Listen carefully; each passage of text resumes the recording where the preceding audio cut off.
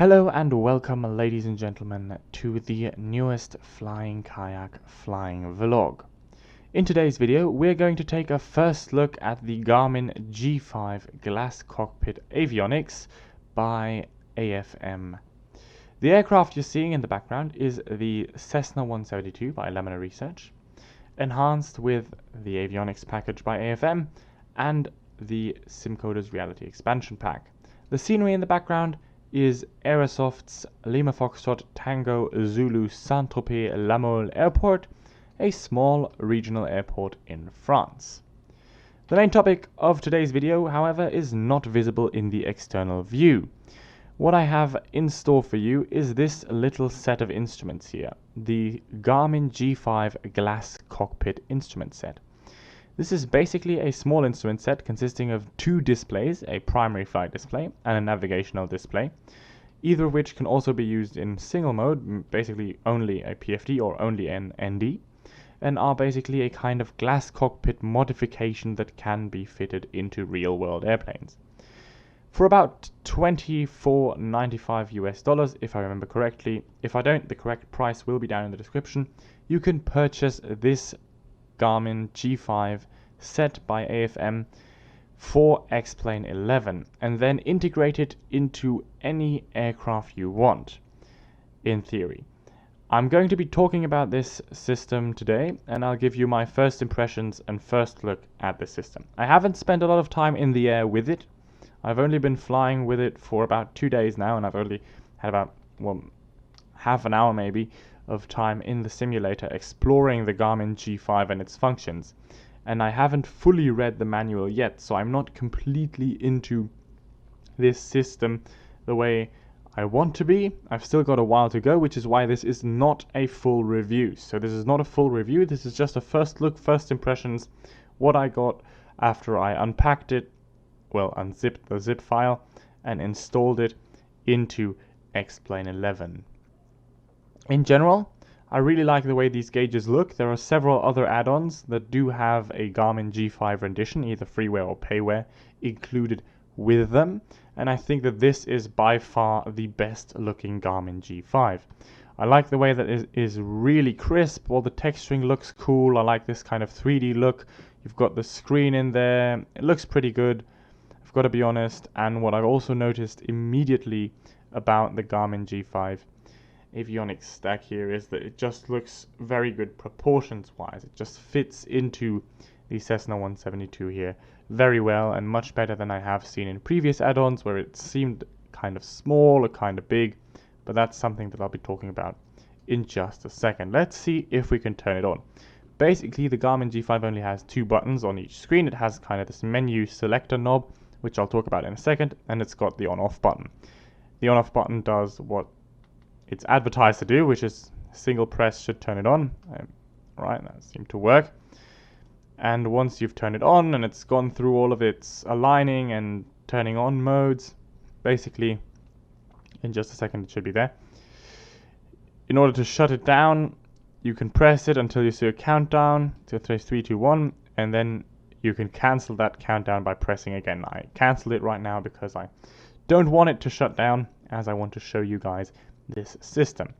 Basically, the Garmin G5 has this primary flight display on top, which kind of replaces the traditional artificial horizon and a few other instruments, which I'll be talking about in just a second. And it's got this navigational display down here. As you can see, I have 100% battery in the unit at the moment, which it's going to show me in just a second, gives me 3 hours and 59 minutes of flight time on the unit. If I power up the airplane, at the moment it's turned off, it would obviously take its power from the avionics bus and it would be available forever, if I recall correctly. Alright, so basically you've got this primary flight display. I'm just going to zoom in real close here.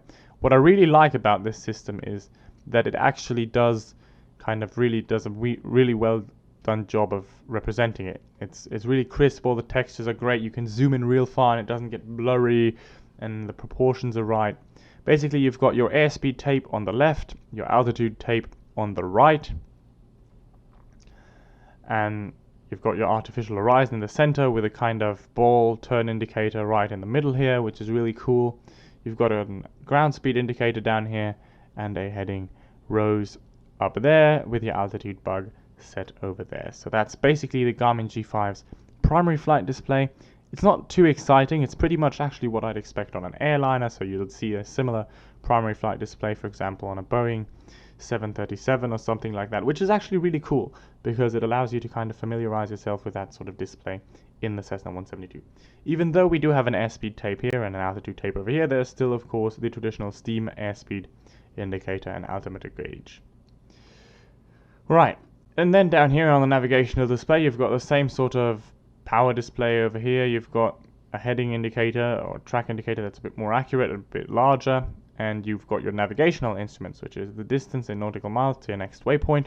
It's 0 at the moment because I have no flight plan loaded, and it shows you your heading bug, your course indicator, the course indicator is locked to GPS, and it shows you your ground speed, and of course a classical compass rose. So that's the two displays. They're not too complex, nothing too crazy. They actually feel and look fairly intuitive and, well, plausible. I don't have a real G5 unit for reference, but what I've seen in terms of pictures and on other aircraft, this is fairly accurate. This is what a Garmin G5 should look like if you had one installed in your personal Cessna 172.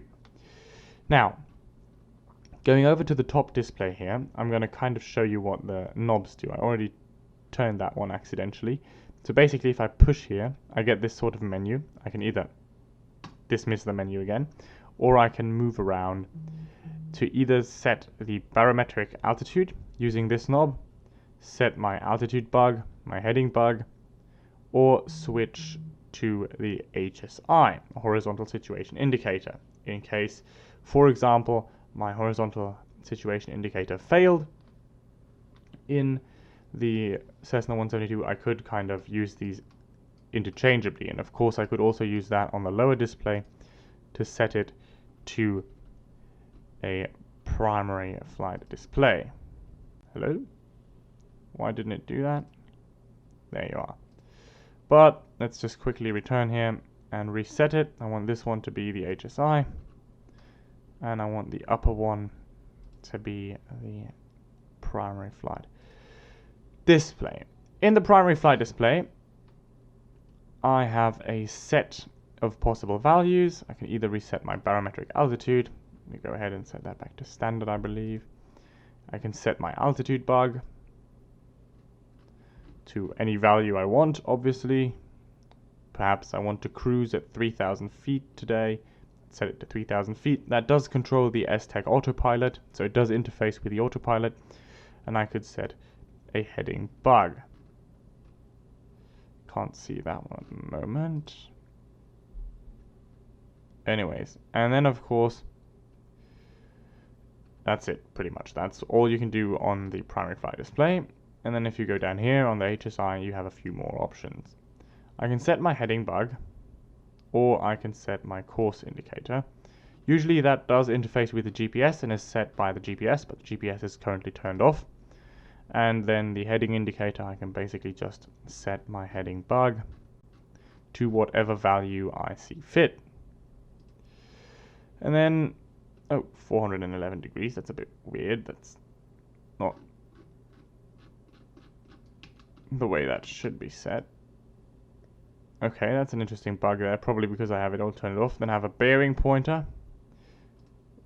I'm not entirely sure what that does. I'll have to read up in the manual, but I believe it shows me the bearing to the currently set radio station, if I remember correctly, which is actually a fairly useful feature because that means I can see where I want to go in terms of radio station.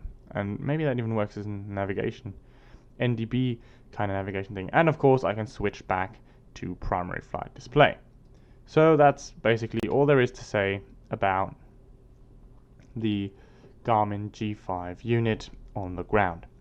Now in a second I'm going to power up the airplane and we'll do a short traffic pattern around Saint-Tropez, and I'm going to show you guys how I like to use this system in flight and what I think about it, and I hope that you'll enjoy that. Anyways, for a first look, that's basically what these systems offer, and they really do simulate that fairly well. It seems plausible. That's what I would expect from a real-world G5. and I'm really happy with this because it is a useful addition, especially if you're flying IFR with the Cessna 172. So yeah, I'll see you in the next part of this video. Alright, ladies and gentlemen, welcome back to the cockpit. I've now set up my Garmin G5. I've pretty much left the primary flight display untouched, but what I have done is reset my heading indicator to indicate the 90-degree heading and my course indicator to indicate the runway direction that I'll be using, runway 06, for departure and landing. I'm now basically going to taxi out to the runway 06, right up to the start of the displaced threshold, so that I can use maximum runway length for today's takeoff. The aircraft is with a moderate load, so nothing too special, and I'm just going to showcase how I use the G5 in a normal traffic pattern setting. Alright, ladies and gentlemen, we're back and ready for departure. So I'm just going to quickly introduce throttle.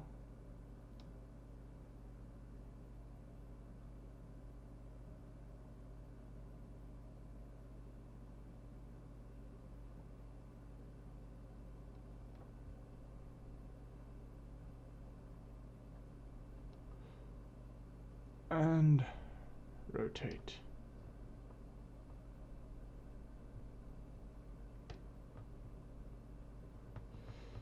Alright, so going in onto the instrument view a bit further, I've basically got myself set up with my Garmin G5. I can see what my heading is. Currently it's 058 degrees. I'm going to turn slightly to maintain runway heading, which is 60 degrees, and that's working pretty well. So I'm maintaining my runway heading and climbing straight ahead using the Garmin G5. I'm just going to add in a bit of rudder in order to get my ball to the center. Step on the ball. Very nice. Perfect. I can use either the primary flight display in order to maintain my heading, or I could use the navigational display in order to maintain my heading. Currently using the primary flight display, and I'm also using it to maintain airspeed and altitude.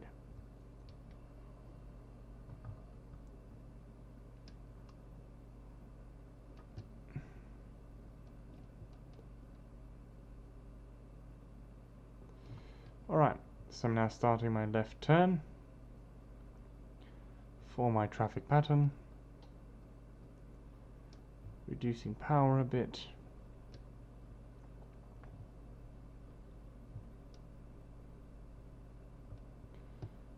And I can set myself up exactly onto my heading bug, 330 degrees.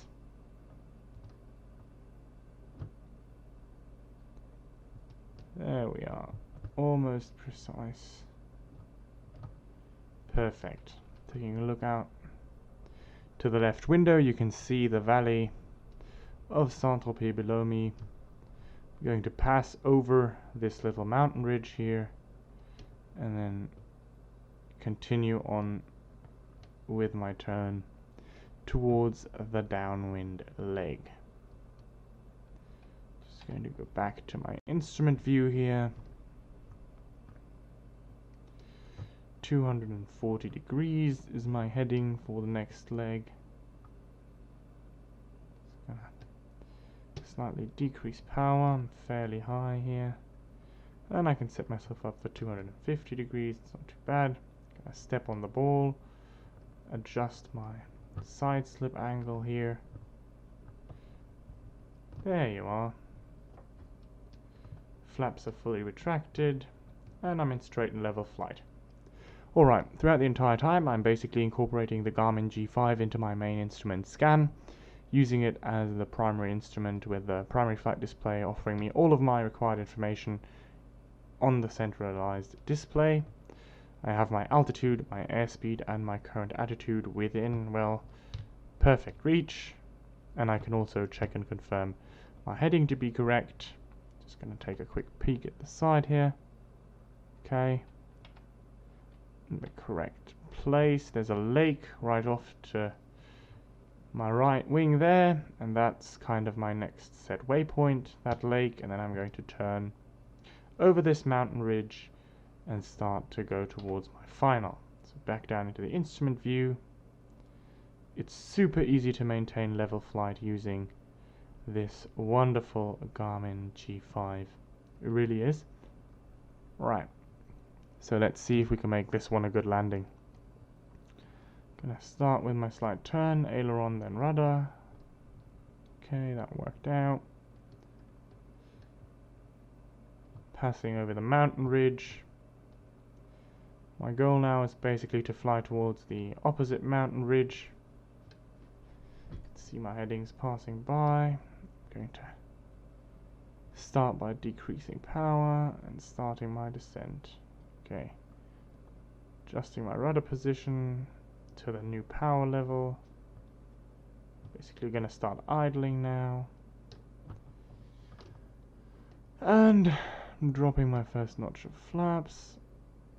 And I'm pitching for an airspeed that I need. Taking a look over there, you can kind of see the runway. Okay, slightly increasing power again. There goes in my next notch of flaps. Let's see what sort of a job I'm going to make of this landing. I've got the runway in sight.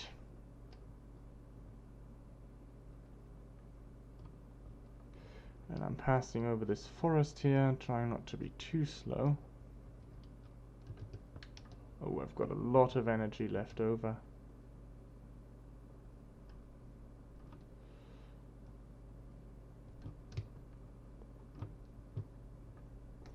Gonna try and side slip the Cessna. Wow, okay, this is not going to be pretty.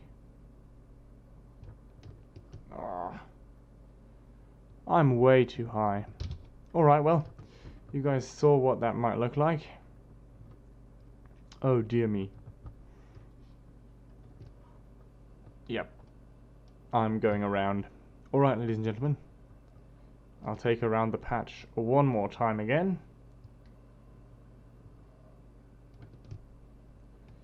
And we'll see each other once I'm set up for a slightly better final approach here.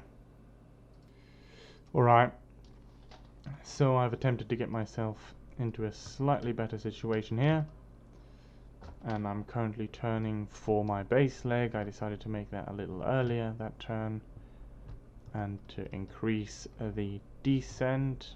I have to be very careful here though, so as to not get too low and too slow. Trying to maintain my airspeed, or maintain my airspeed rate of decrease. Pitching for about 60 knots, descending rapidly. I've got my airport straight off to the left there. I'm very fast and very high once again. Oh dear guys, might be that you have to see the third try here.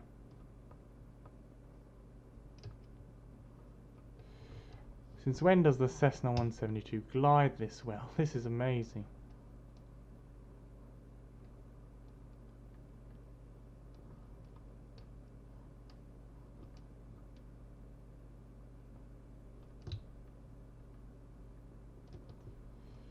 Alright, there's my runway. A bit lower now, but still very, very fast. There's my displaced threshold. And I am way too fast at 80 knots plus.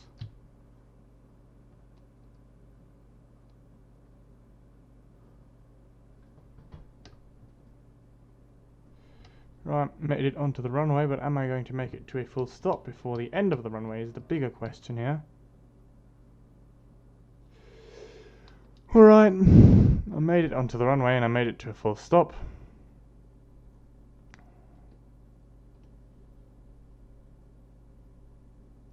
I'm just going to be kind of blatant here.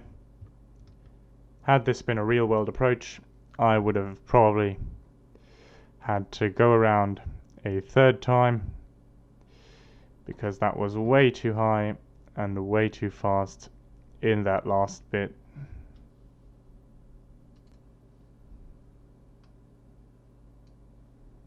Let's take a look at that landing from the external view. Oh boy, I was very high.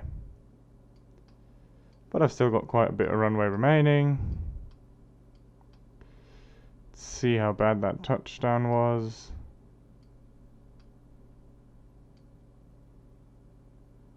Oh boy, that was almost a three-pointer, but well, I guess you can count it as the first third of the runway, so it wasn't all too terrible. I definitely know I didn't stall out on this one. I was fairly fast. Alright. So yeah, that was an okay landing. Basically, you've now seen how I use the Garmin G5 when I fly traffic patterns in visual flight rules. Nothing too complex here. To give you my first impressions of this instrument, I'm just going to quickly taxi over here. Alright, so after that terrifying job of taxiing the airplane, I now managed to maintain the taxiway, which is a rather thin taxiway, after all. And I'm now ready to give you my first impressions of the Garmin G5 instruments. The Garmin G5 is a really cool addition to the Cessna 172's cockpit. It works extremely well, and I really like the way it ties in. I've tried it with a few other airplanes, most notably the Zlin 142 project, which it also works with, and which it also has 3D integration. I haven't tried the 2D pop-out version because I really am not such a great fan of 2D pop-out instruments, but the 3D integration that is definitely provided for quite a few airplanes is actually really good. I love the way these instruments work, and I think that they are great both for VFR flying, such as what we did today with this short traffic pattern, as well as for the classic instrument flight rules that you might fly on VATSIM or IVEO, and it really adds to your cockpit and allows you to kind of manage your workflow in a new and exciting way. And it's a fun new way to experience flight simulation, and I think that it really is a valuable addition to the cockpit, and it definitely changed this aircraft for me, and that's all I really wanted. I wanted to see something new, to learn something new, to kind of meet a new way to fly an airplane, and I think that this G5 instrument really added to that and really changed the way I fly her. So yeah, mission accomplished. That's a cool instrument. It's a cool way to add this instrument into the cockpit, and I really enjoyed the instrument a lot. So I can definitely recommend this. For now, as I said, this is only a first look. This is not yet a full review.